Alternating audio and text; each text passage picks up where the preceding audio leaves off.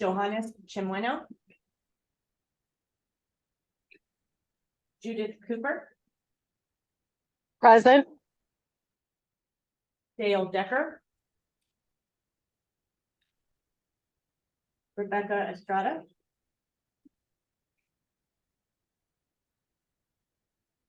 Bryn Davis, Present. Deborah Moore, Present. Yashoda Naidu, Joshua Orozco, Present. Carlos Romero, Present. Mathis Shenix, Commissioner John Crump, Commissioner Manuel Sanchez, Present. Paul Espinosa, Amber Gallup, Secretary Sarita Nair, Here. Greg Trapp, Here. Senator Kerry Hamblin,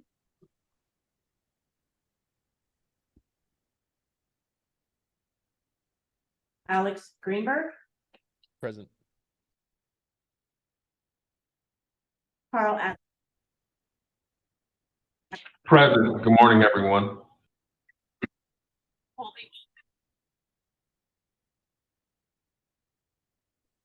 Carla Kugler. Present. Ashley Long. Kelly Ropke Orth, Good morning. Here. John Clark. Arsenio Romero.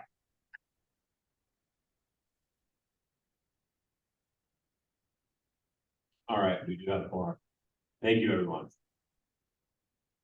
All right, let's start off with our first item, welcome introduction of new board members and opening remarks. We do have a few board members in the pipeline. I believe they're waiting the governor's approval. So as soon as we have more information on that, we will update the rest of the board. I would like to thank Clovis Community College for hosting us today. I don't know that I've ever been to Clovis, and it's actually a very beautiful drive between Santa Teresa and here, so it's nice to get out very early this morning. It's been a nice drive. All right, let's move on to the approval of the agenda. Any changes? If it is okay, I would suggest making a small change. Since we have quorum right now, I would suggest we move the state policy approval, item 7, up to item 4.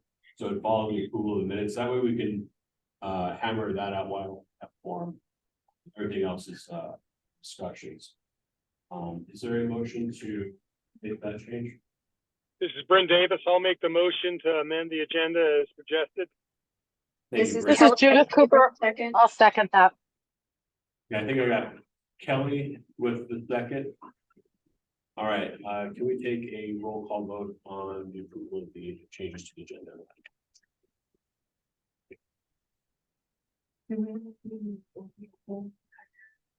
Or just those words? Okay. Yeah. Judith Cooper, Aye. Bryn Davis, Aye. Deborah Moore, Yes. Joshua Orozco, Yes. Carlos Romero, Yes. Manuel Sanchez,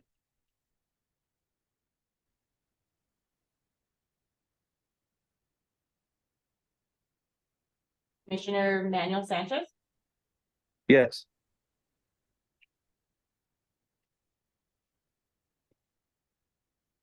Secretary Sarita Nair, Yes.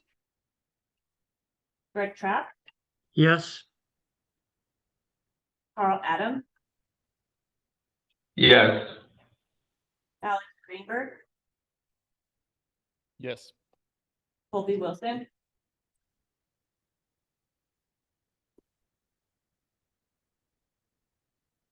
Carla Kugler, Yes. Ashley Law.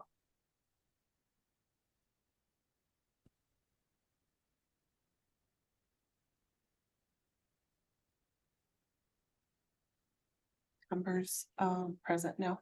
Okay, and Amber. Amber Gallup is one. We have Kelly Ruffey Orr, Yes. Excuse me, I just want to make sure someone sees the message that Amber is in the wrong side of the meeting. She needs to be promoted to panelist. I just moved her over. Thank you.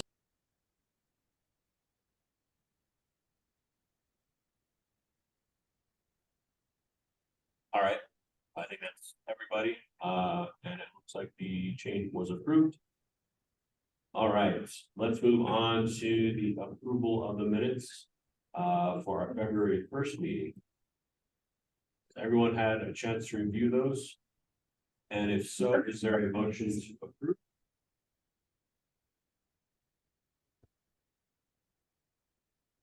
Move to approve the minutes? That Judith with the motion, is there a second?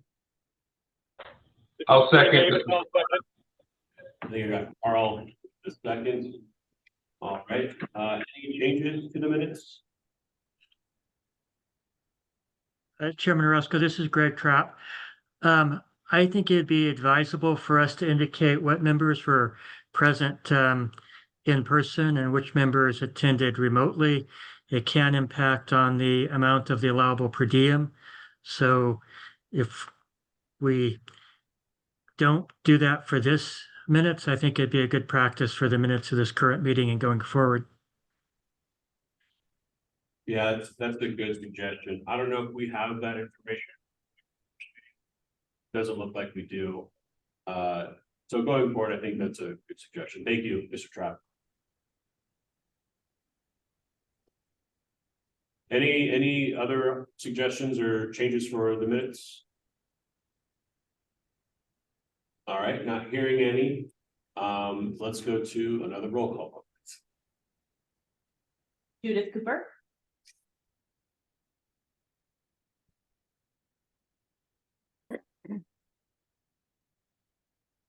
Yes. Brent Davis, Yes, I approve. Deborah Moore, Yes. Joshua Roscoe, Yes. Carlos Romero, Yes. Commissioner Manuel Sanchez, Yes. Amber Gallup, Yes. Secretary Sarita Nair, Yes. Greg Trapp, Yes.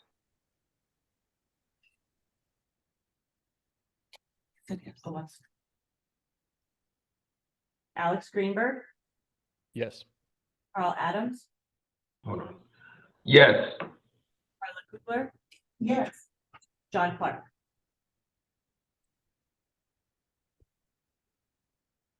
Kelly Ruffey Orr. Yes. The minutes have been approved. Okay, now moving on to our state policy approval. And I'll turn it over to policy committee. Okay, so the policy committee has met, twice since the last, we did review, and so two things. One, we have accepted the new template, in which the new policies will be, written on. We reviewed the use of supplemental wage data, the one-stop common identifier, and the assistance services to wage claimants, as well as the procurement and contracting policy.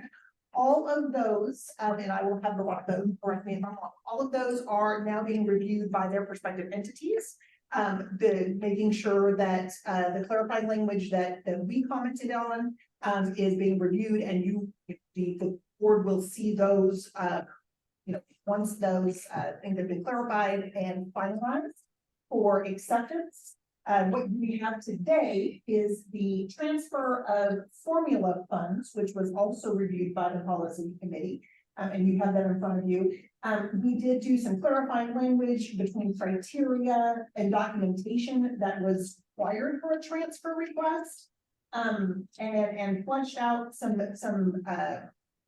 the budget and documenting language in it. So what you have before you is the work of the policy committee's recommendations. So this one can be, someone could move for acceptance of this policy, if so be, and then we'll have one more discussion. I imagine we'll take it in two steps, yes. Are the changes significant? Not. Because since we're doing roll call votes for every vote.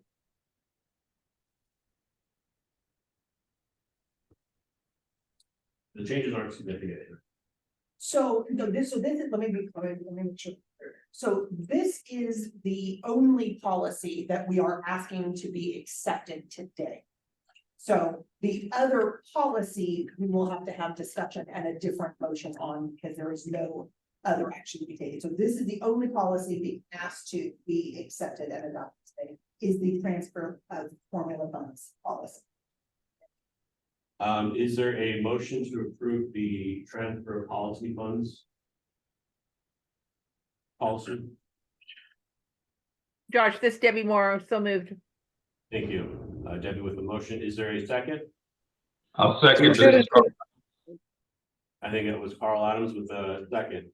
Are there any questions or comments regarding this policy?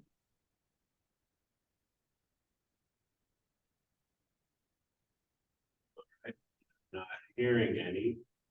And since this is something that is going to impact other people, I'll ask the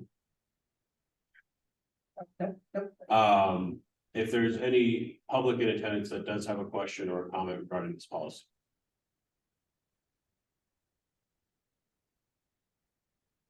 And I am not hearing or seeing any. So then let's go on to a roll call vote, please. Judith Cooper, Yes. Brent Davis, Yes. Deborah Moore, Yes. Joshua Orozco, Yes. Carlos Romero, Yes. Manuel Sanchez, Yes. Amber Gallup, Yes. Secretary Sarita Nair, Yes. Greg Trapp, Yes. Alex Greenberg, Yes. Carl Adams, Yes. Pete Orth, Yes. And policy has been approved unanimously.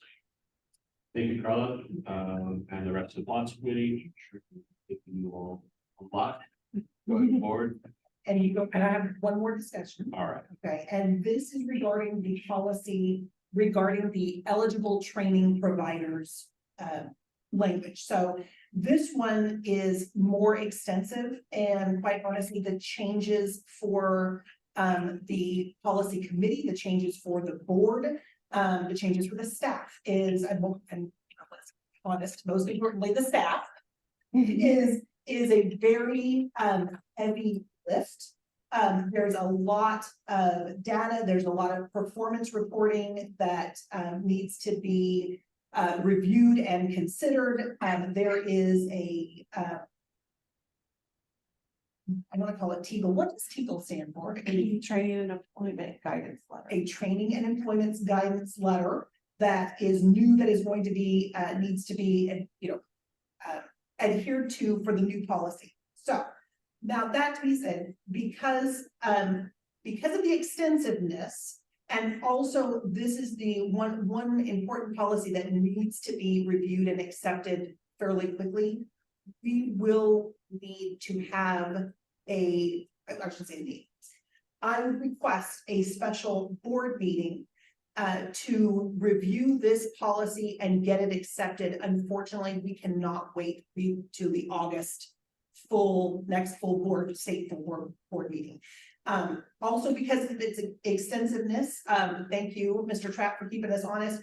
The policy committee cannot just accept this before August. We need to have the full board, review it, because it really will affect, our post-secondary, both private and public institutions. I do not have a draft yet. They are still working on the draft. We can get the draft to everyone as soon as possible, but my recommendation is once the draft is finalized and we can review it, we may need to have another meeting by, I'm thinking, the end of May or early June, depending on when the staff can put together the drafted language, and we're gonna need to review this before August. So, at this point, I think it would behoove us to make a motion for to be allowed to have an additional board meeting between here and August. Sure. And the executive committee met last week, kind of discuss the timeline for doing this. And we've come up with some options. Veronica, have we had any feedback from the feds on potential paths forward? So unfortunately, we had a scheduled bi-weekly meeting with our federal program officers yesterday, and they canceled. Oh, okay. So we're gonna have to reach out to them. It's a bi-weekly one, so wait until next week or try to reach out to them sooner, so we didn't get an opportunity to. Okay. communicate. Yeah. And quite honestly, I know that you have requested guidance from the feds, whether or not we could wait until August or, have a temporary, policy in place before then. But because we don't have guidance, I don't know, the only way to move forward is to potentially plan a special board meeting just for the review of this policy, just in case. And then at the executive committee meeting, we came up with some potential options that might make this easier. For instance, this board giving approval to the executive committee to temporarily approve it until the full board can approve it. But we wanted to hear back from the feds if that was okay. Since we don't have that guidance, then yeah, we would just schedule a special meeting just to focus on this policy approval. We have any idea? I know we're looking at sometime in May. Are we still kind of? We could schedule after Memorial Week, which is like 2 or 3 days left in May. Which would be the last week of May or that first full week of June. Okay. Just so that we give you all enough time to put it together, as well as give the policy committee time to review it. And then, okay, so just be on the lookout for a special meeting notice, everybody. And again, that is just going to focus on this policy. So it'll most likely be virtual if that is allowed. Otherwise, it'll be a hybrid meeting like most of our meetings are. Try to make it as expedient as possible. That way it doesn't take up. I think we've got a question, Kelly. Thank you, Chairman. I just wanted to ask, because we did discuss it during the executive committee session. Do we know if we heard back from Oklahoma, would they be willing to attend the special session to kind of give us the lessons learned, since their template is the one that was referred and recommended? Thank you, Kelly. No, we have not heard back from them yet.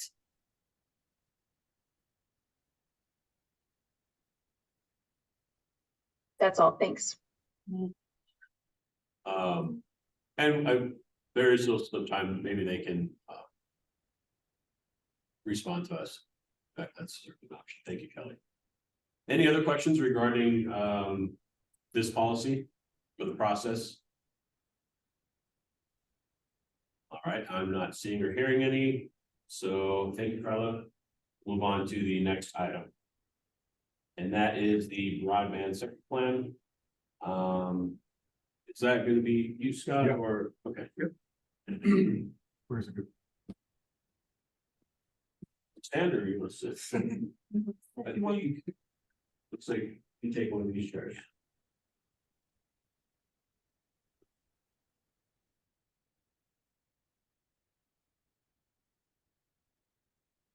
And just as a reminder for the board, Scott is deputy. Everybody, thank you for asking me to present today a brief summary of our broadband sector strategy plan and our new report. I'm honored to be here with you for the new report. This morning, I'll go over with you our plan, including the background, our goals, future activities, and the first part of our analysis of this effort, which is encompassed in our fresh new report. Copies of which are available for people here in person and for your review. We'll likely be releasing it later this week. So we're holding off on disseminating it or publicizing it right now. Hopefully by the end of the week, it'll be out publicly. You may know DWS adopted broadband as our first sector strategy, and our state WIOA plan 2024-27 identified broadband as a high priority sector for the workforce. Goes to start our sector strategy working with the broadband industry because the availability of broadband is fundamental to workforce development in all other sectors. And we're grateful for the partnerships in the broadband industry, including the State Office of Broadband Access and Expansion, known as OBAE. Other state departments and economic development efforts across the state have also been instrumental in supporting this first effort.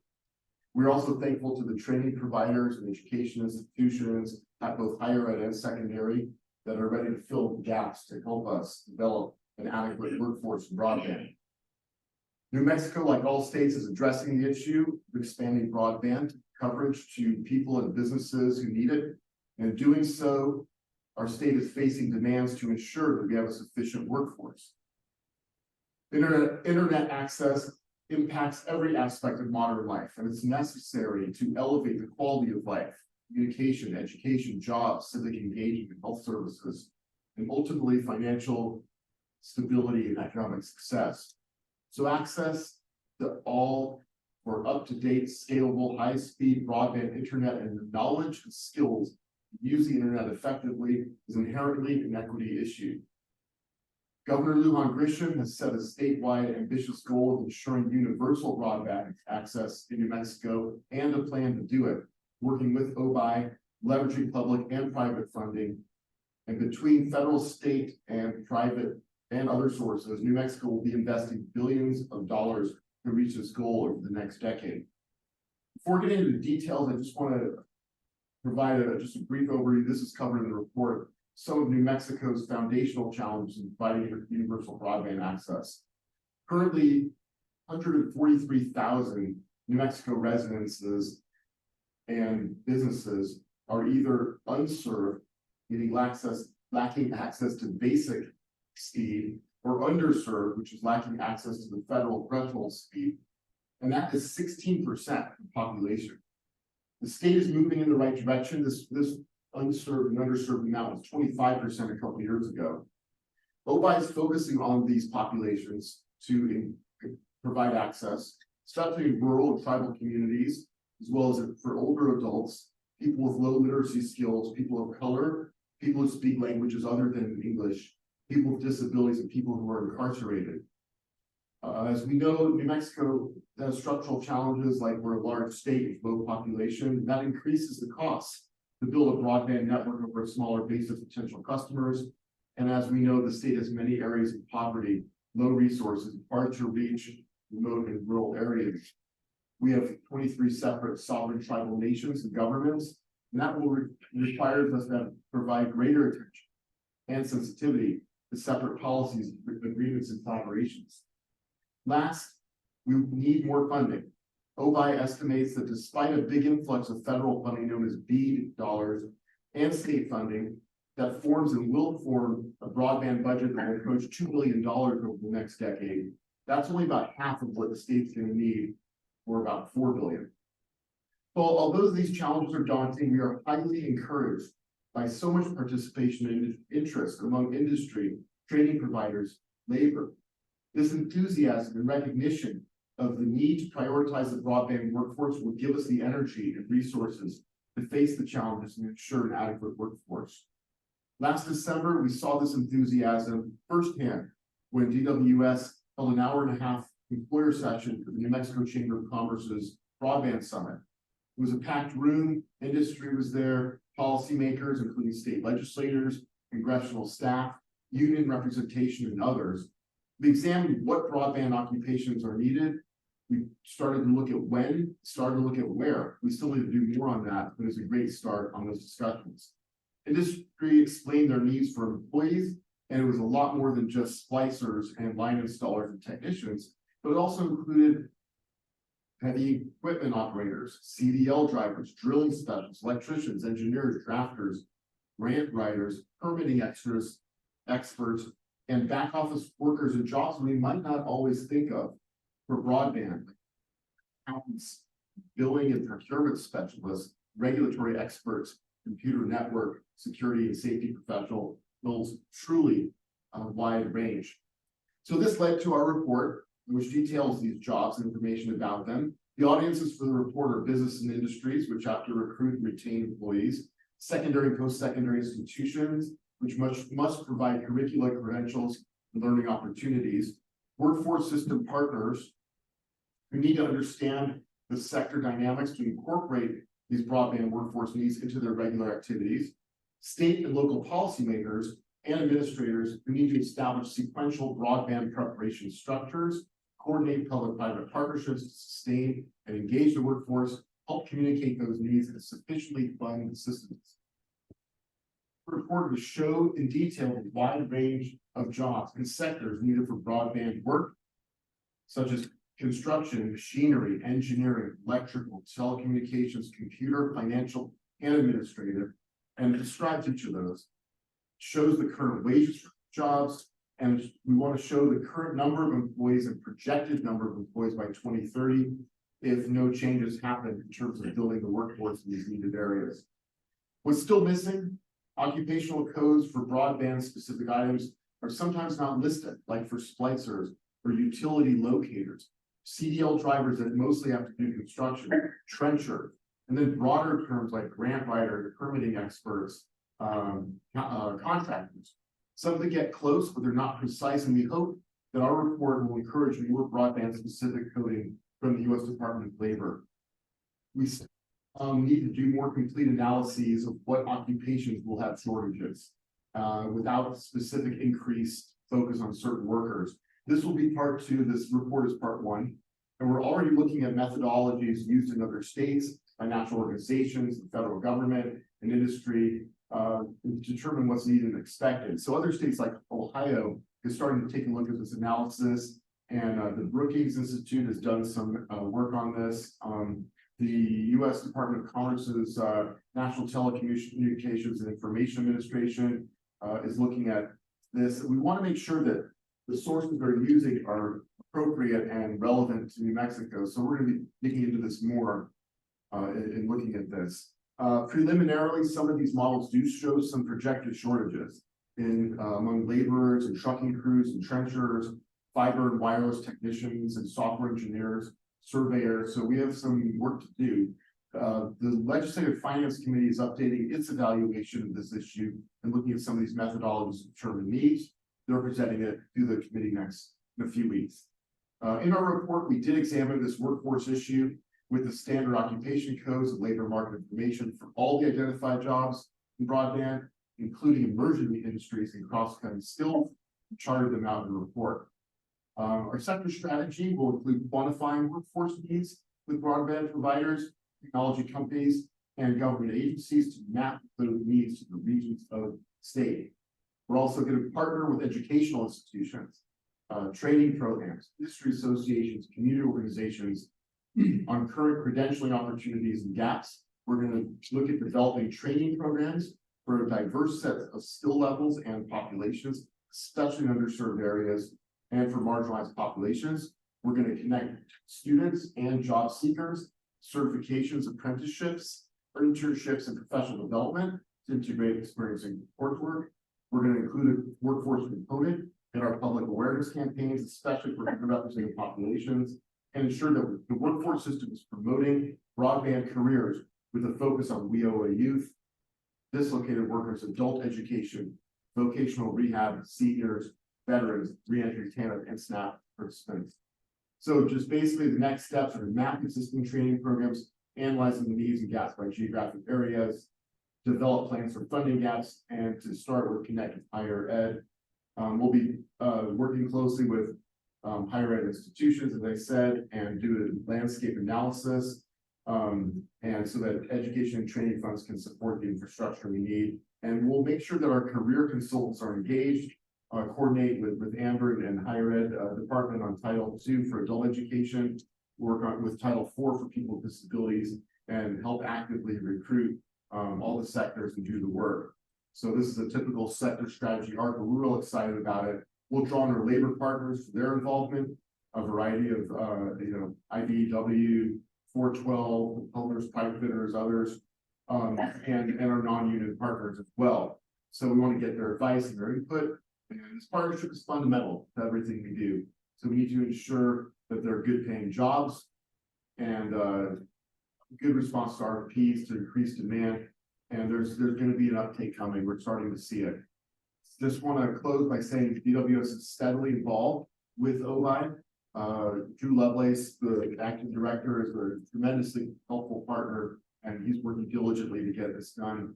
And they're involved in all our conversations, a big part of the industry conversations. Our next phase is looking more at the numbers. It is complex, and other states, as I mentioned, have done that. So we'll proceed together. This is the next phase for us. We'll start with the community colleges and continue our conversation with secondary schools and their districts regarding career and technical education, and continue to focus on apprenticeships, pre-apprenticeships, the focus on these occupations and industries. So thank you again for your time. I'm glad to take questions. Thank you, Scott. Thank you. Any questions from the board? Kelly. Thank you, Secretary, very, very much. Very thorough. Look forward to seeing the physical report when that's produced electronically. Consistent with the New Mexico Workforce Innovation and Opportunity Act state plan is going to be a workforce and education coordination committee. And there are going to be a number of goals, but we would be obviously looking for somebody in broadband to serve as a consultant in this area. Who would you recommend? Are you looking more for someone in the industry or more someone in a government position? I think it would be good to have someone from both sides. Okay. One of the leading broadband industry organizations, companies we've been coordinating with is Kelly Cable. Scott, wonderful. Okay, he was one person I thought. Thank you. It's been fantastic. And throughout the writing of this report, I relied on him for the right information. He's well connected with government. And so I would recommend him, and maybe he might defer you to some of his staff who've also been great. And as I mentioned, Drew is a tremendous leader and is focusing really heavily on this. So those might be a couple thoughts. And I'm sorry, that second name you mentioned, I couldn't quite hear, sorry. Lovely. He's the acting director of OVI. Thank you. Thank you, Kelly. I think Amber Gallup, you're next. Hi, yeah, I just wanted to say, first of all, how exciting this is. Really enjoyed listening to that. Scott, I know you and I have been discussing some of the higher education piece and hoping to get more information to you soon on that. I wanted to say, we've been here in higher education department, adult education division. We've been talking to Director Lovelace and the OBAE as well, or OBI, I don't know how we're saying it. And are excited about the opportunities to partner, with adult education. We work within these marginalized communities in an education space already. And thank you for mentioning Title II in the report, or your overview of the report. I think that, we're very interested in using our integrated education and training model, which we recently received additional funding from the state for. That maps very well onto the pre-apprenticeship model. And we're looking forward to being able to hopefully partner with DWS on, developing a pre-apprenticeship and IET programs that would lead into these occupations. So we hope to be able to continue to partner with you. And I will just say for everyone here, since it's related, the Adult Education Division is going to be hosting an Integrated Education and Training, or IET Institute, on April 22nd and 23rd. And we want to invite board members and interested members of the public to the general session, opening session of that on the morning of April 21st from in Santa Fe from 8 to 10. So I'm going to put some information about that just here in the webinar chat for the board members. But folks can reach out to me as well if they're interested in learning more about IET. And I'll be reaching out to DWS colleagues here today regarding that to hopefully invite you personally to the event. So that maps into here as well. We're going to be inviting OBI to come as well and hear a little bit more about this model. So thank you. You, Amber, and just appreciate what you're saying. Yeah, we've been talking and would love to get more lists of trying to develop an inventory of what's out there, what kinds of broadband related credentials programs are out there in institutions, higher education, community colleges. So I know we've been going back and forth in emails, so we'll continue on that. And also, many of you know the legislature appropriated $20 million for non-credit credential programs, and hopefully that could be a source. And I know that money, higher education department will be administering that. So we're really looking forward to partnering with you and Department Amber. Wonderful. Thank you, Deputy Secretary. Thank you, Amber, and thank you for that invitation. I think we had Secretary Nair next. Sure, thank you. So just to respond to Amber, since she just talked, I did want to just second that desire to partner more closely. And one of the things I learned from working on the WIOA state plan is every WIOA program has something that is called an integrated education and training plan. They all have different acronyms, but the Jobs for Vets has one, Title I has them. And so a part of what I would love to do either in this context or just separately is to maybe just get a comparison of all these different plans and making sure that we're getting the best of the required elements in all of the plans. And then maybe that will also facilitate some of the work we're doing in the aligned case management program. So just wanted to put that out there, but originally raised my hand to say just thank you to everybody who worked on this report. And we started our sector strategies with broadband because there is so much cohesion in the industry at this moment because everybody's trying to get the same money. And so they all had been coming together on a regular basis. But this is really the model that we want to use for most of these sector strategies, including the ones that will happen at the regional level. So, we learned a lot from this, and all to the end of meeting one of our strategies in the WIOA state plan, which is to create sort of a sector strategy playbook. So this was our first sort of baby step towards developing that larger playbook. And I think we learned a lot and came out with a good product. So really encourage anyone who reads this report to send us any comments or concerns or anything we need to fix, because we're not going to go public with it probably until next week. Thank you. Thank you, Secretary. All right, now I see Bryn. Can you hear me? I switched to my computer. Yeah, coming in there. Okay. Deputy Secretary, I guess I'm know the devil's in the details. I haven't read the report, but I certainly will do so. I'll slip it in with all our policy documents and read it. But if you had to point as the devil's in the detail, what you think the logistical obstacles, the top two obstacles are for implementing broadband, what would you say is being evidenced in the report right now? That's a good question. We will probably face workforce shortages, and that amplifies the need to ensure that people get credentials, certifications, skills in a whole range of areas. So that's one. The second is what I mentioned before, is that we need to identify more precisely the exact occupations that will be of most need and that we're most of the deficit on. some of the ones I mentioned earlier are some preliminary jobs that at least NTIA, which is a federal agency, has identified for New Mexico. We want to be careful about ensuring that the data that they're using and others are using is truly New Mexico specific.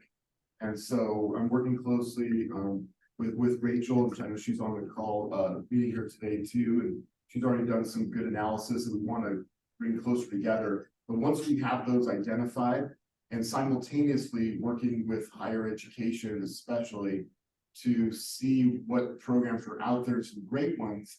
Like we know at Santa Fe Community College has one on fiber optics technicians, and if we can replicate programs like that and more across the state, we can get at some of these what we're thinking are going to be deficits. So I think those are a couple. There's always the wage, compensation issues that we want to make sure people are being paid enough to incent them to work in these fields. And I think those are some of the initial concerns. And as you say, some of that's in the report.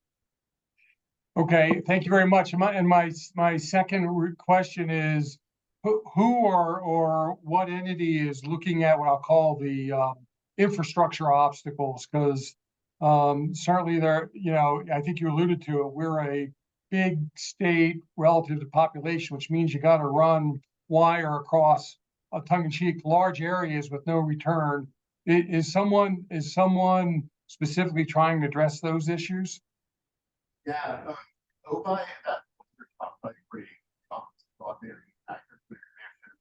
and they're looking closely at this. This is an area that I believe LFC is going to be focused on in their report. I've met several of us, Marcos, Michelle, and I have met with their lead staffer and some others.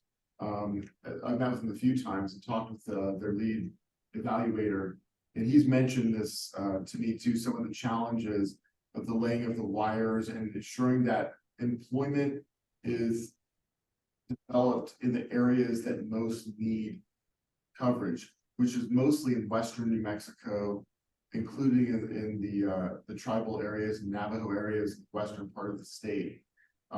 It's very sparsely populated. As you say, there's a lot of wire that needs to get out there. And so those are some issues I know that policymakers and administrators are focused on. Okay, appreciate that. Thank you very much. Thank you, Brent. Great questions, by the way. Any other questions or comments from the board? I'm not seeing or hearing any. Right. Thank you, W. All right. Moving on to the next item, our labor market information update.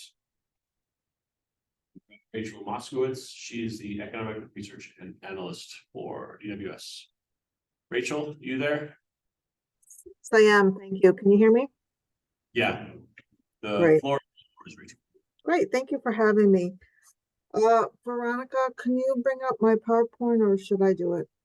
If you want to do it, that way you can move on as you need, or I can pull it up for you, whatever's easier for you, Rachel. Let me see. I can pull it up for you real quick if you'd like. No, I've got it here. One moment. Okay, can you see my screen, the PowerPoint? Yes. If you want to just put it in the slideshow, and then you should be good. There you go. All right, you can see it? Yes. Okay, great, thank you.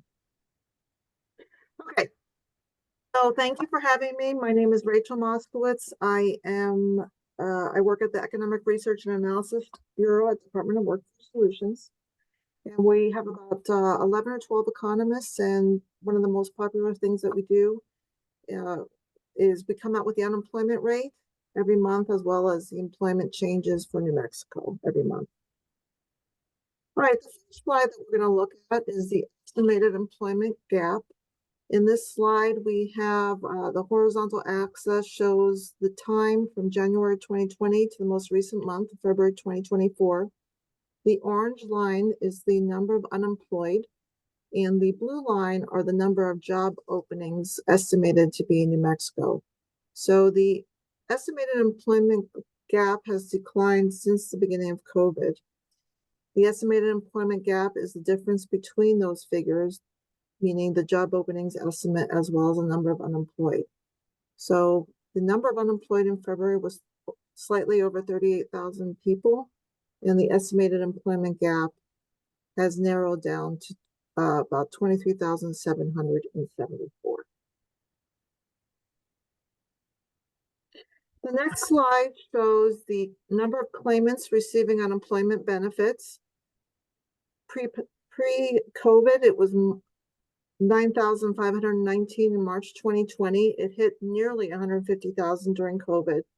The most recent month shows that the number of claimants receiving unemployment is 10,545, an increase of 1,300 since February 2023, or 14.1%. So we're seeing an increase in the number of claimants in the occupations of construction. We're seeing some in oil and gas extraction, and mining, and healthcare support.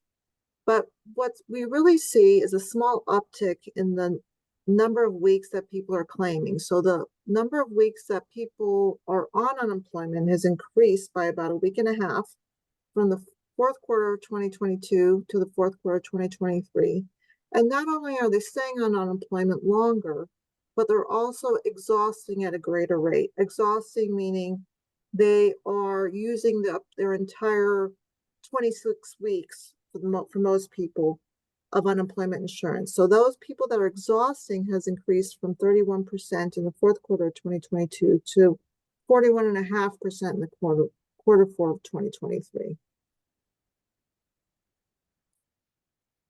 All right, so the next slide shows the employment percentage growth from March 2020 to the most current month, which is February 2024. Now, the red line is New Mexico employment percentage growth, normalized to 1, and I'll explain that in a minute. The gray lines are every other single state in the country and their employment percentage growth starting in March 2020. The green line, horizontal line at 1, is basically where employment was in March 2020.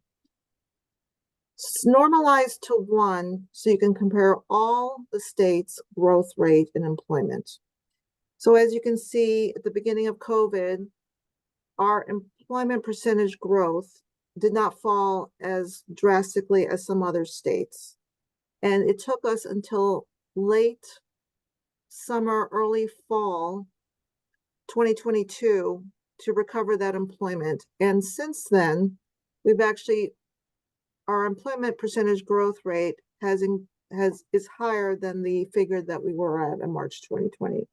Now you can see based on the gray lines, there are some states that are doing worse than us and still haven't recovered from the COVID pandemic. Those include Hawaii and West Virginia, and there's some that are doing much better than us. All right, so this next slide shows the unemployment rates for New Mexico and the United States, starting in 1976 to the most current. And what we see here is the blue line is the New Mexico unemployment rate. The orange line is the U.S. unemployment rate. And the gray bars are nationally recognized recessions. So a couple of things that you notice is that the blue line, that's our unemployment rate, varies, but not as drastically or wildly as the U.S. A couple of other items that you see as well is that our unemployment rate during recessions and during bad times doesn't increase as fast as the US. However, it stays higher longer. So you'll see during the Great Recession in 2008, 2009, our unemployment rate actually stayed low for longer. And then it increased, but it didn't increase as high as the US. And then it stayed elevated during that, stayed elevated longer. And then during COVID, our unemployment rate, and it's a little hard to see, didn't go as high as the national average, but we stayed higher than the US. And there's a couple of reasons for that. One of them is because of our not as diversified economy as the rest of other states. So oil and gas in and of itself is not a bad industry. However, we have so much dependence on the oil and gas that it carves out or crowds out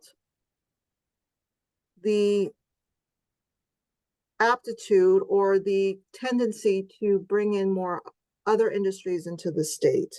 And this is not something that's new. This has been an issue for as long as I can get the data.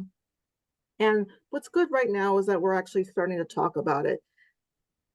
While I was not privy to the discussions that happened in the 70s and 80s and 90s, I think right now it's being talked about, and it's something that we rely too much on oil and gas as well as government funds, and we're now needing to really diversify our economy. And one other thing too is that during the recession, our unemployment rate does not fall as much as the US, and that's partially due to government funding. We get a lot of transfer payments. Transfer payments are government payments for work that is not being done. So transfer payments are things such as Social Security, TANF, food stamps, and during times of economic recessions, when the government is pushing out funds for recovery, we get quite a bit of a larger share per capita than other states.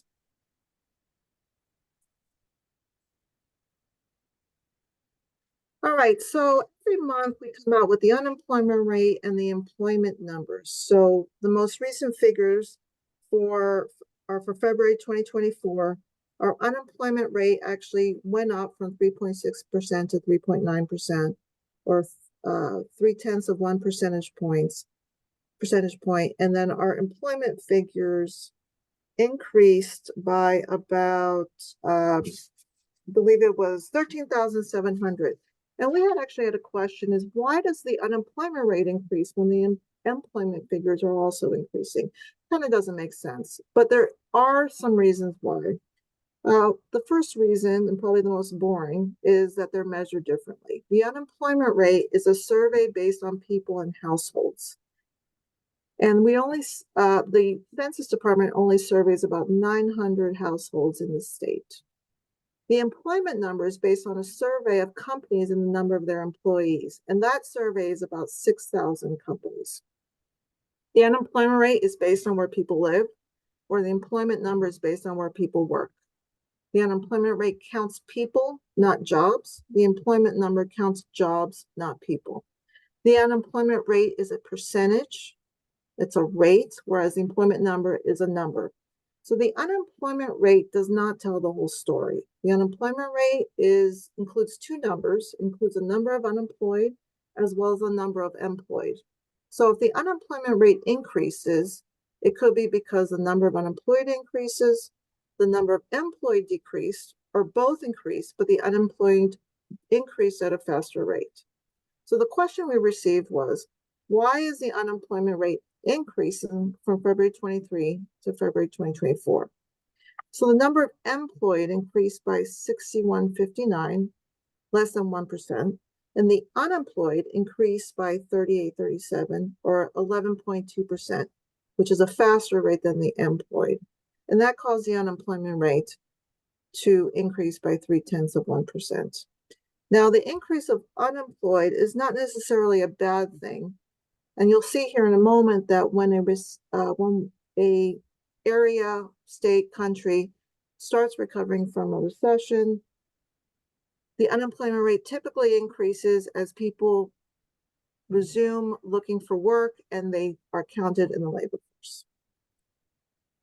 Okay, other reasons why the unemployment rate and employment figures can move in opposite directions Our unemployed persons are defined as those who are not working but are willing, able, and available for work and are actively looking for a job. So if a person was neither employed nor unemployed 2 months ago, but is now looking for a job, the unemployment rate will increase. The unemployment rate is much more volatile than the employment figures.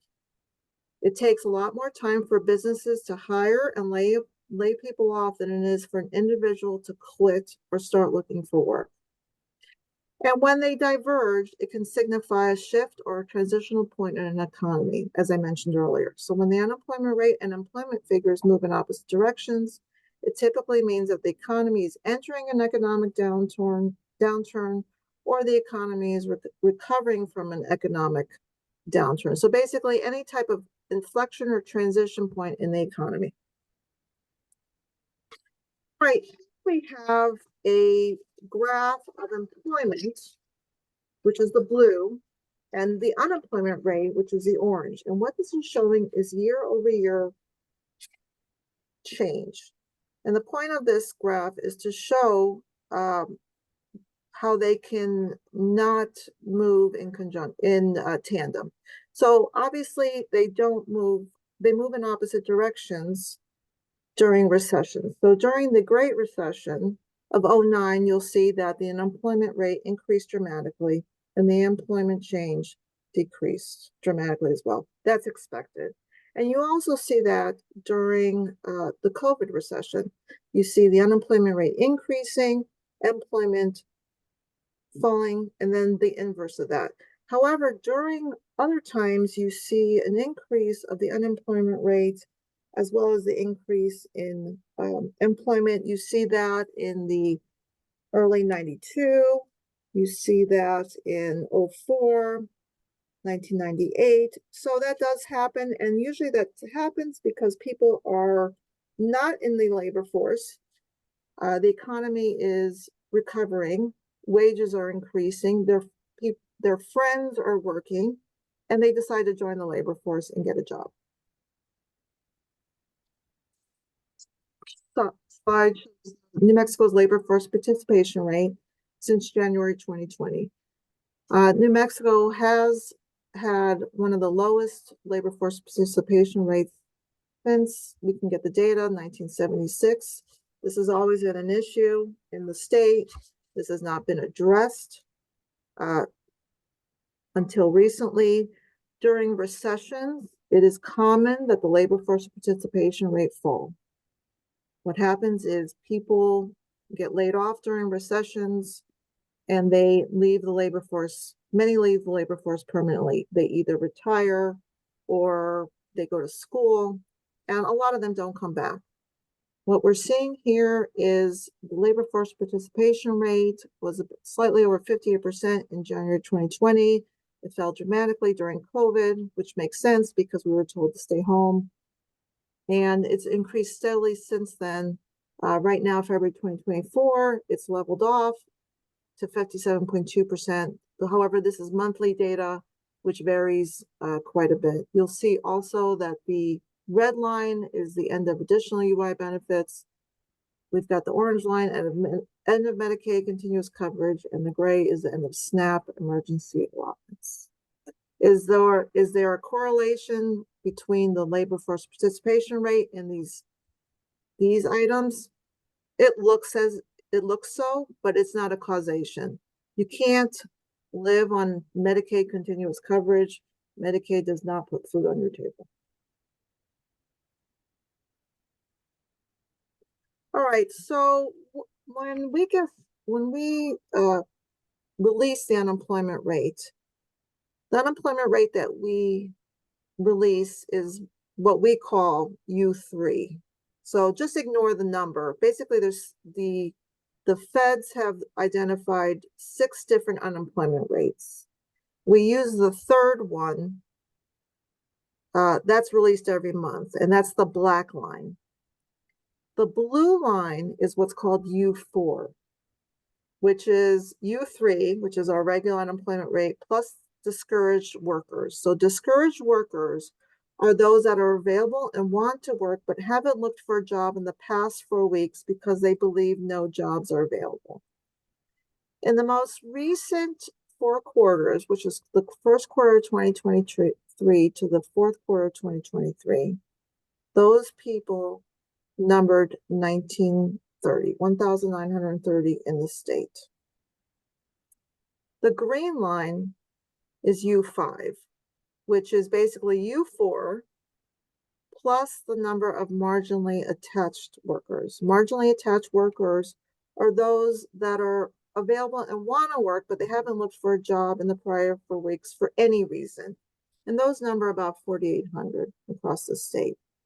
The red line includes all those groups as well as those that are involuntary part-time workers. And those people are working part-time, but they really want to work full-time. And those number about 25,000 people. So this gives you an idea of the people that are sitting on the bench, so to speak, and are not working either at all or working full-time. And the next slide talks about the bench and the football field. And Secretary Nair, would you like to comment on this? Or not? I can't see the chat. I'm having a hard time getting to my controls when it's in slide mode. Sure. This is my favorite slide because I think it explains, even though there's a lot of words and numbers on this page, I think it explains it in terms that people can kind of understand, which is, we got the people on the field who are employed. And then we have the people who are sort of on the sidelines or on the bench who are unemployed, but they're looking. And then we have the people in the stands. And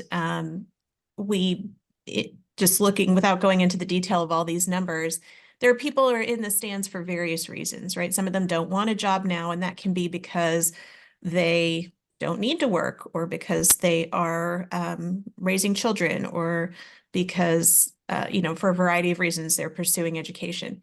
And so that's the biggest chunk of people who are sort of up there in the stands. And then there are people who want a job but have not looked in the past 4 weeks, I think that stat is. And then there are people who have searched and they're available now, but they're just discouraged because they're not finding something that's a mix for their skills and interests.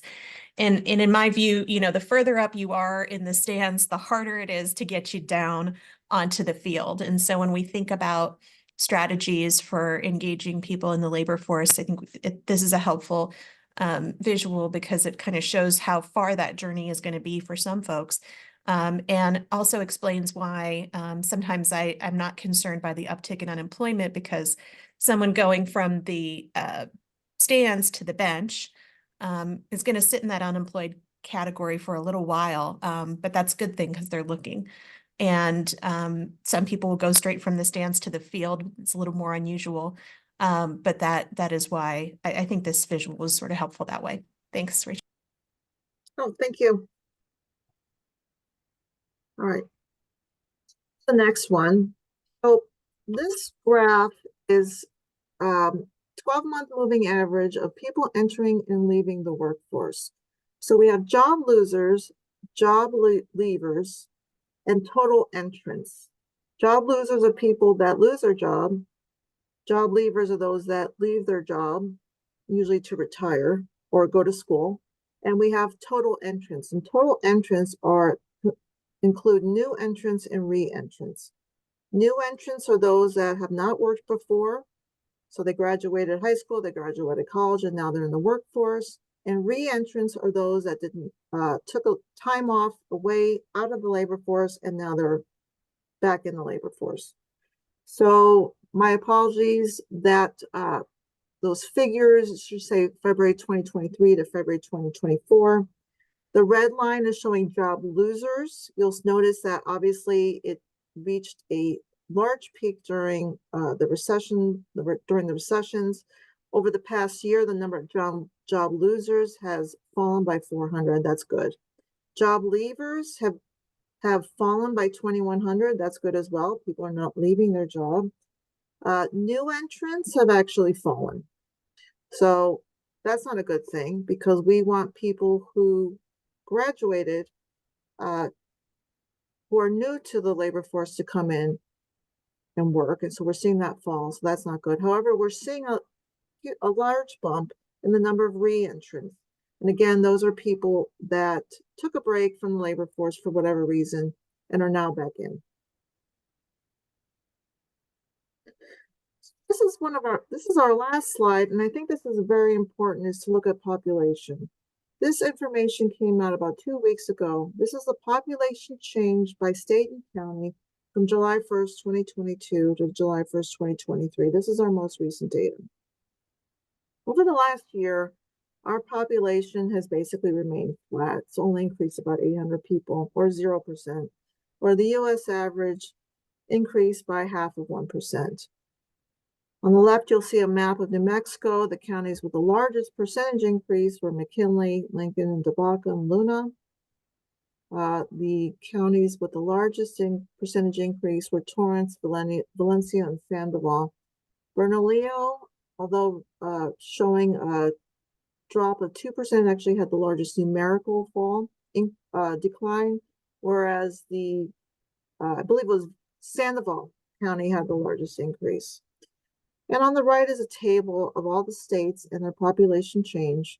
South Carolina had the largest percentage increase, whereas New York had the largest decline. The next column has the number of counties per state and the percentage of those counties in that state that had a population increase and the percentage of counties in that state that had a decrease. So you'll see in South Carolina, the largest increase. The number of counties that showed an increase, percentage of counties in South Carolina was 73.9%, whereas 26.1% of the counties decreased. In Mexico, you'll see that 36.4% of our counties had a population increase, whereas 63.6% showed a population decrease. And that's all I have for now. I'll stop for questions. I'll stop sharing, and I welcome your thoughts and questions. Thank you. Well, are there any questions from the board?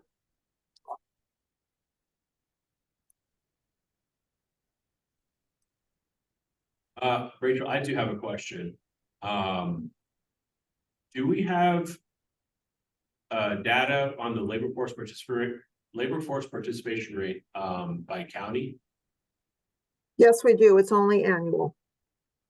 Gotcha. And then another question. Do we have labor force participation rate by age? Yes, we do. And that's on the data is available annually.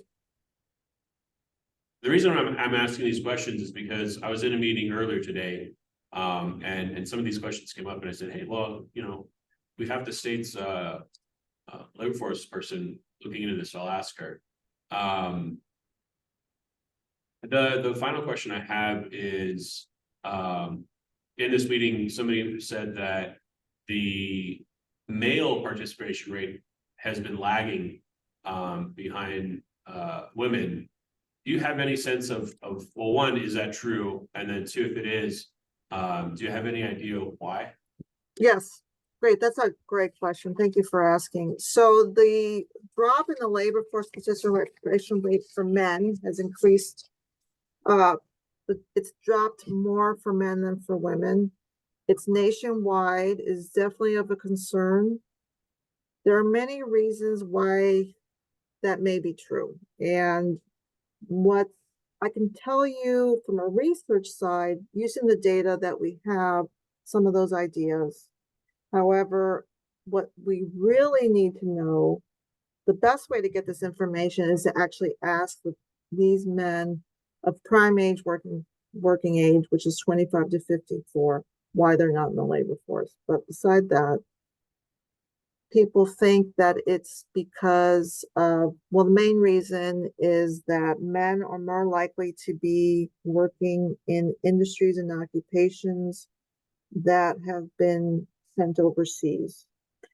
People have, men are more likely to have lower educational attainment, which is occupations and industries that hire those type of workers are more likely to be automated and replaced with AI and machines. People have done research on whether gaming has decreased the labor force participation rate. There's a relationship, but it's not statistically significant. They've looked at opioid addiction. There's been some studies that have shown a direct impact of opioid addiction on the male population and their lower labor force participation rate. There's probably some that I'm missing right now. We've seen a higher number of applications to get on disability of this population. I think that's more of a symptom of the low labor force participation rate than a cause. I think what's going on with that is people of lower educational attainment can't find a job, so they're applying for disability. For men, we're definitely seeing a lower labor force participation rate because the baby boomers are retiring. And for women, family and childcare is definitely an issue. So with all that, we're trying to figure out which is the real reason, but I think the only way to get to that is actually to ask the people who aren't working. And my counterpart in Louisiana, they actually have very similar labor type constraints than that we do, and they've actually done a study asking men and women who are not in the labor force why they're not in the labor force. So those are some of the reasons that they came up with, and we're hoping to duplicate that study as well. It's great to hear. I'm really curious to see why people are choosing not to return, but then find out why New Mexico has had a low participation rate historically. Well, thank you. Any final questions from the board? I do have one. Yes, Brandon. Back on the too many people in the stands slide, which I think is a very interesting slide. The one that you had that do you want a job now? I think it was 156,000 or whatever. Do we have a sense of, well, say, how many of those people who are in the stands who do not want a job now are receiving some sort of benefits versus say someone who's retired and has no interest whatsoever? No, we did not have that information.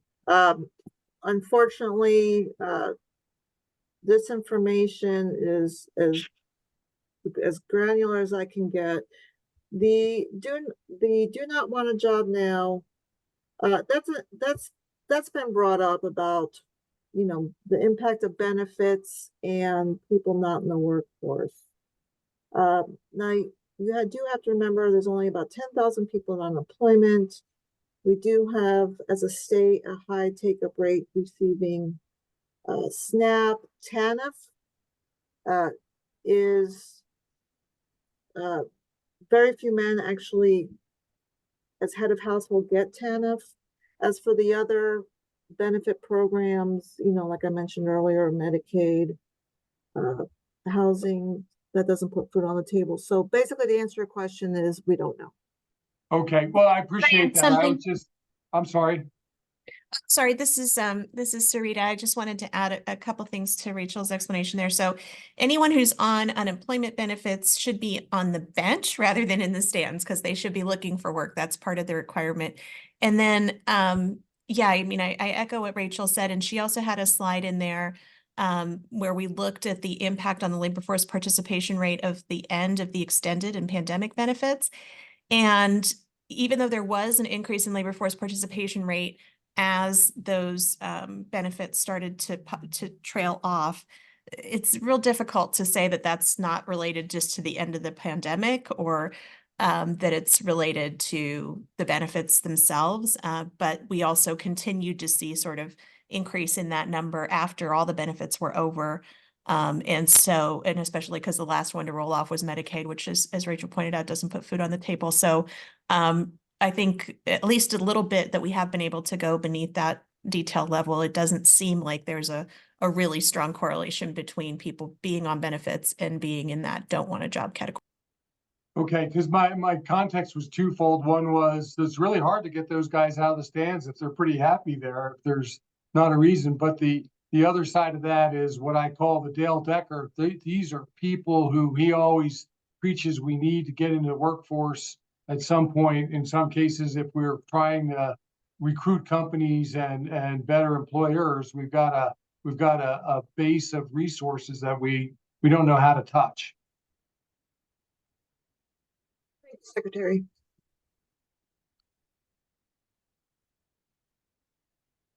And that probably wasn't a question, but it's an observation. Thank you.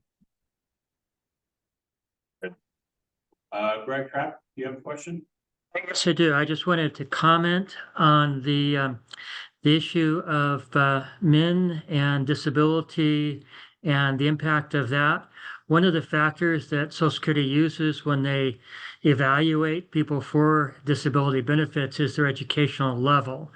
So the lower the educational level, the easier it is to get on to disability benefits, or as Social Security would view it, the less able the individual is to perform what they would call substantial gainful activity. The reason why I think that's important is because we in workforce and we in vocational rehabilitation in particular here have an opportunity to help enhance educational attainment. And if we do that, then we can really make a difference in encouraging people to go off of disability benefits and to get back into the workforce. Thank you, Greg. Very good point. Thank you. Any other questions from the board?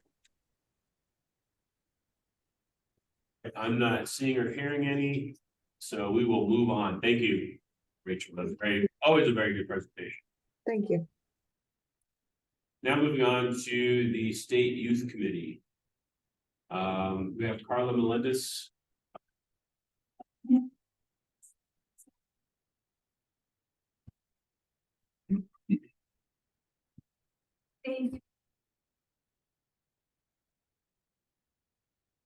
I am a workplace learning manager, and I have very unique opportunity to be working actually for both the Department of Workforce Solutions and the Public Education Department. So I live in a world where education needs the workforce and vice versa. So I wanted to kind of talk and propose the creation of a statewide youth council within the state workforce development.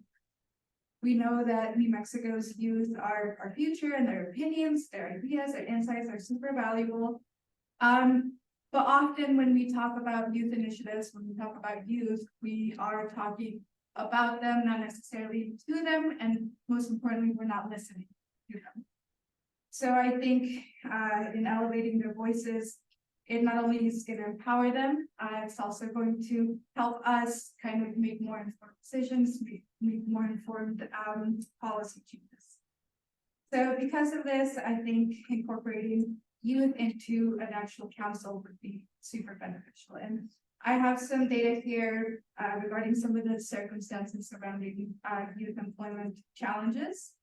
I have in the memo that I gave you all, I have data from December of 2023, where we see a youth unemployment rate of 5.1 for young people ages 16 and 19. I do have data for February of this year. It's at 4.8% for people ages 16 and 19, and 3.1 for young people ages 20 to 21. So a couple of tenths of a percent difference, but not much, right? We also see that the percentage of New Mexico youth 16 and 19 who were not enrolled in school and who were either unemployed or just not in the labor force was 52.7% in 2021, which is a little bit soon after the pandemic, right? But it is still 6.8% higher than the national average. So there's a few more other data points here, but I think that a youth council would be crucial to in New Mexico to addressing some of those challenges that we're seeing with both the higher unemployment rate as well as the lower workforce participation rate. So this initiative proposes, of course, operating under the State Workforce Development Board. And then, of course, following the 14 elements of WIOA. Having young people participate would give them a number of the 14 elements, right? We have leadership, mentorship, work experiences, and I could go on naming the elements, but hit quite a few of them. Under this proposal, we would have State Workforce Development Board members act as advisors and mentors. So not necessarily chairing the committee, but advising the young people to chair those committees. We would want to reach out to a lot of partners and community organizations to act as sponsors for these young people. So we're thinking of places, of course, the Department of Workforce Solutions, Public Education, Higher Education, CYFD, Junior Achievement, and you can see that this goes on. And of course, we can identify more partners. We also would, again, want young people to feel empowered and feel elevated. So we think a governor's appointment process would help in empowering these young people. The mission and purpose of the council would be determined by the board, of course, but would revolve around the elements in WIOA. And kind of the roles of the board members would be in providing guidance and suggestions to young people, providing guidance and policies, and then of course the young people themselves would use their lived experiences to advise the board. As far as meetings and frequency, we would want a diverse representation from around the state. So we're hoping that, you know, we have in each of the 4 regions of the state, the North, East, Southwest, and Central. And having them meet every other month would kind of encourage a more active participation. And I think this would be the foundation to, again, have more voice, right, to the young people to kind of help us develop those pathways for them to be empowered to create their own future. With that being said, this is one of many ways in which we can do this, right, in which we can bring youth voice. And of course, that would be up to the board to decide how to go about that. But yeah, with that, if Secretary Nair wants to add anything, if not, Ms. Denver, Secretary? No, just wanted to say thank you, Carla, and thank you especially for sort of framing us at the beginning and just reminding us that listening is part of our job too, and we haven't always done a good job in listening to the youth. So, you know, this is a big lift, and I think throughout last year we sort of toyed with the recommendation and really wanted the board to be in a stronger place before we sort of moved forward with this. But now that we are on this side of the state plan and we've got all these policies rolling, it feels like a better time to start this project. That said, I would completely understand if the board is feeling like, you know, maybe this isn't the right time. And if that is the sentiment, then maybe we can look again in 6 months. So just look forward to the conversation. Thank you. Are there any comments, questions from the board? I think Kelly? Just echoing, thank you, Carla. Truly, hopefully this work changes the new entrance decrease that we just heard about and we've seen since, you know, definitely over the last 12 months. So thank you. Thank you, Kelly. Any other? Are there other states that you have been in communication with for best practices? We talked with Colorado. They do have a youth council. However, it is led by board members. And so they don't have actually youth participating in yet. So I think would be leading the way in New Mexico as far as actually youth led. Any other questions? I'm not seeing or hearing any. I guess, I would say, I love the idea, I know you've been working on this for a while now. I love it for a number of reasons. One, it's that feedback from you, because I know it's one of the most difficult, populations where, services is, reaching out to. And makes sense that we ask them, to give us recommendations. I also really appreciate how it's led by you. I think it's a wonderful leadership opportunity for you, to kind of be part of this council that's statewide, and to be chaired by somebody, by youth.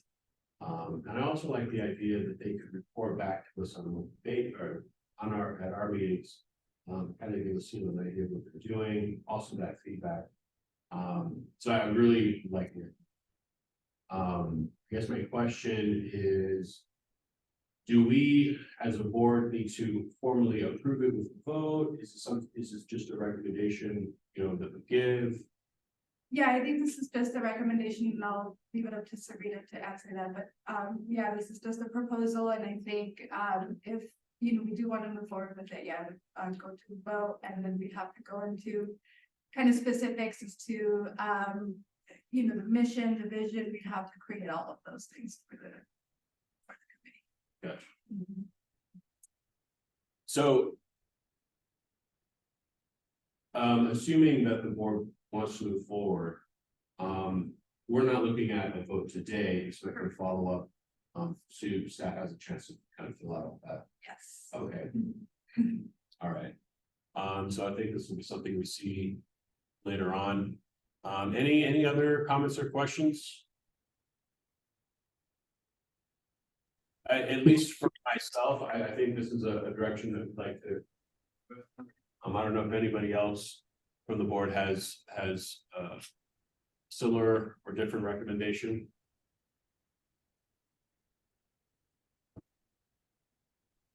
See your hair is, I guess. Commissioner Sanchez, did you have something? I was just gonna add, I think the comments have, I'm just gonna echo the comments that have already been made, especially I think even just what you had mentioned. I like the idea of the approach of really trying to get the feedback, get people, and get the youth involved. And just trying to think of outside of what the normal channels have been. And so I think I'm excited to see, kind of how we go forward. I know I would caution that I don't think as we move forward with this process, depending on when we approve it, that I hope this board will have patience with it, because I don't see that moving very quickly, just because it's gonna take acceptance and people being open to the process. But I love, like I said, I love the idea of kind of the direction of go, kind of where we want to go with this. So I appreciate the presentation and the discussion about it. Thank you, Commissioner. That's a very good point. This isn't something that's going to be put together right away. It's going to take time to build up. But it may be a year before we actually see something. Here to help the process. Great. So the sense that I'm getting from the board is that, yes, it's a direction that.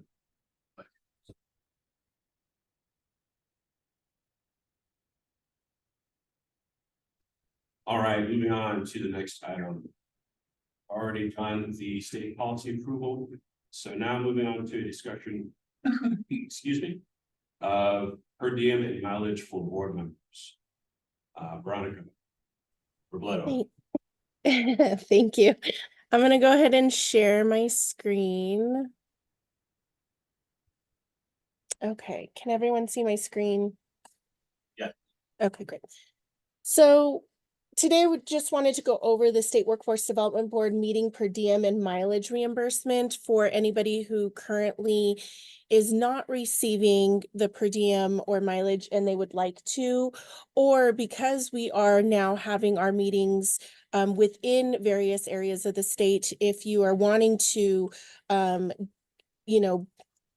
start to receive mileage and or per diem, we can get that going for you.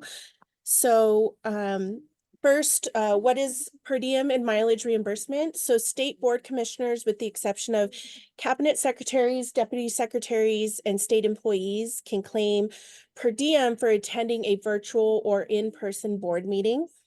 They can also claim mileage for attending an in-person board meeting that has a mile radius of 50 miles from home or office.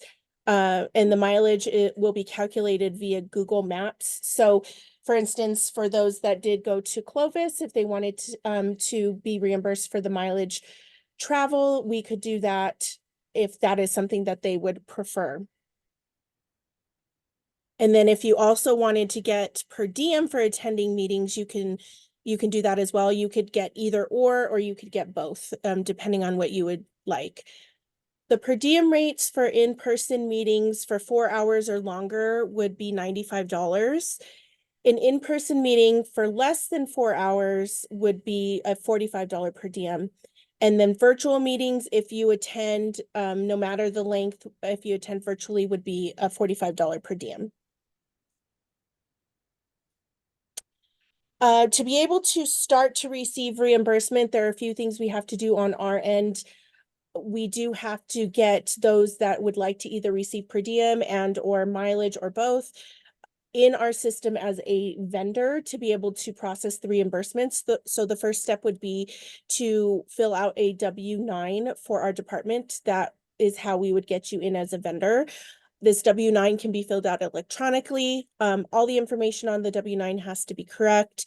The W-9 must have a wet signature for the certification and direct deposit section. So everything can be electronic with the exception of the signature.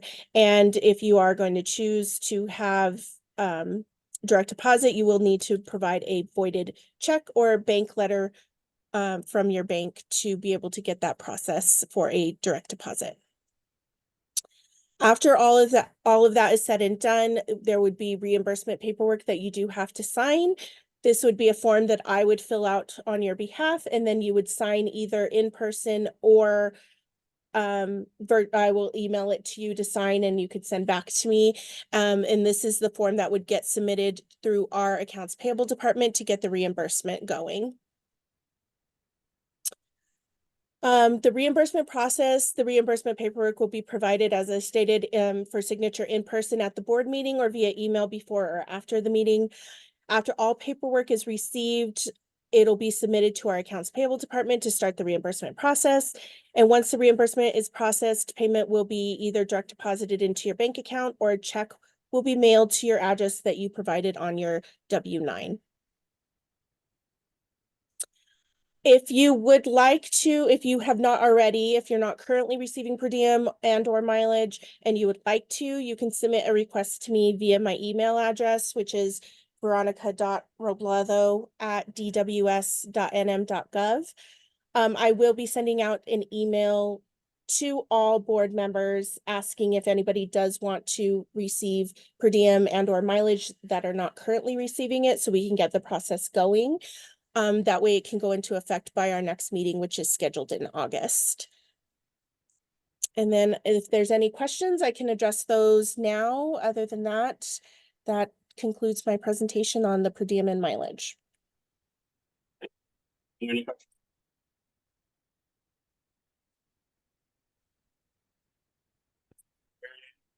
Well, thank you very much, Veronica. Thank you. All right, moving on to the next item, which is a special meeting. We kind of already spoke about this. Be on the lookout for special meeting either in May or June. And we will try to keep that meeting short as possible. It should just have the one policy item. Any questions on that? Mr. Chair, just an observation, if there's anybody else on the board that wants to read these things, I got to commend Carla and Greg and others. This is a lot of work to read these policies, but the more eyes we put on them, I it is an advantage, even if you don't want to participate in our regular calls. If people want to read them, it's worth getting their input. Good point, Bryn. I would suggest if anybody's interested, at least getting the policies, reach out, I guess to Veronica. And you can at least be put on the email list so you can see them come through. And if you do have comments, and I'm sure Policy's happy to hear that. So thank you for that suggestion, Brandon. And Mr. Chair, one thought, this is Greg Trapp, one comment on that. I'm sure we will not be overwhelmed with volunteers for this task, but we do want to make sure that we don't have a quorum of people providing that kind of input, because then we would end up with our policy becoming a quorum of the members. So we want to make sure that the folks doing as Bren was recommending, which I think is a great idea, but we want to make sure that that number is below our quorum number. Thank you, Greg. Make sure we're keeping everything in order. So make sure that we don't have too many people on that. I don't think it'll be a problem, but I've got to live up to my reputation here. So you betcha. Thank you. All right. Any final comments on the special meeting? All right, let's move on to our committees. As you all know, we're still getting these up and running. I know the policy committee definitely has been meeting regularly. It is in order. I know the business committee has been putting in some work as well. I think now my understanding is that each committee has been assigned a staff member. Do we have a name? Yes. Okay. Yeah. And is that communicated to the chairs already, or? No. You're gonna do that now? Yeah. Okay. So thank you. This is Veronica. So the staff, so 4 staff have been identified from DWS to support each of these committees. So for the policy committee, it is myself, Veronica Alonso. For the performance committee, it is Margarito Aragon, and he'll be also assisted with Michael Yang. And for the business committee, that is going to be Karen Kuladek. And for the workforce education committee, that is going to be our deputy Scott. So what we are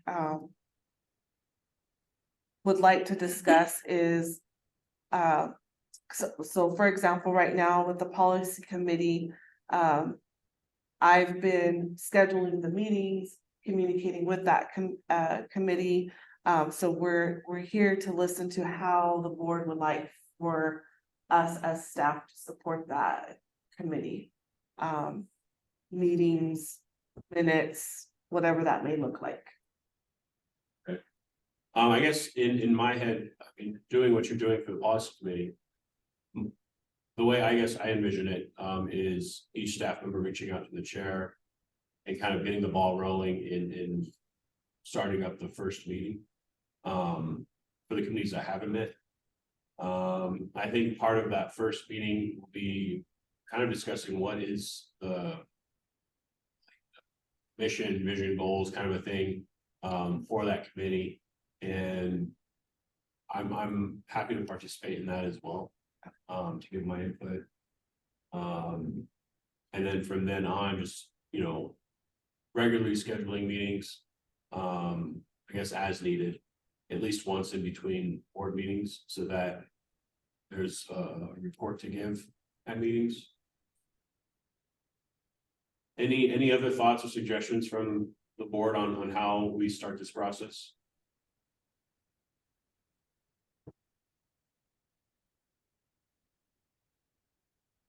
All right. Then, yeah, I guess the next step is if each staff member can reach out to the chair and start coordinating the first meetings. Excellent. I'm excited for this to get going. And I appreciate staff helping us out. All right. Moving on to our next item, which is chair and board comments. Any comments this quarter from the board? Amber.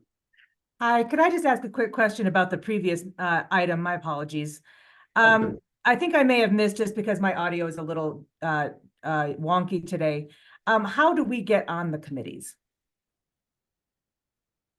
Is there a committee you would like to be on? I'd like to be on the Workforce Education Committee. All right, well, so be it. Okay. All right, I'll reach out to the chair. And if I remember correctly, we as a board didn't vote on members of the committees. It was just by volunteer. Okay, Okay, so yeah. got it. All right, I'll reach out. And I'm glad you asked that question, because if anybody is interested in serving in one of the committees, you are more than welcome to do that. But as Greg stated earlier, I guess we can't have too many for the committees. So just keep that. All right. Okay. Any other comments from board members this quarter? All right. I'm not seeing any. I don't have any specific comments other than to say that Southeast New Mexico is very beautiful. I think it's been a very long time since I've driven through it. It's very beautiful. Enjoyed scenery and towns. Glad we held a meeting here today. It's not hard to say that I get to. All right, next item, public comments. Do we have anybody here from the public who would like to give us any comments today? Anybody online? Do we have any public online that would like to comment? Nothing was sent to me for a public comment, no. Okay, thank you. All right. Well, then we are at the end of our agenda. I would just like to say thank you to everybody. Thank you to staff for setting us up here today. I know it's not the easiest thing to do. Thank you for joining me here. Thank you everybody else for your time. And we will see you all again, probably sometime in May or June for special meeting, and then we'll have a regular meeting in August. All right, if there are no objections, then this meeting is adjourned. Thank you, everyone. Thank you. Thank you, Mr. Chairman. Thank you. Thank you. Good meeting.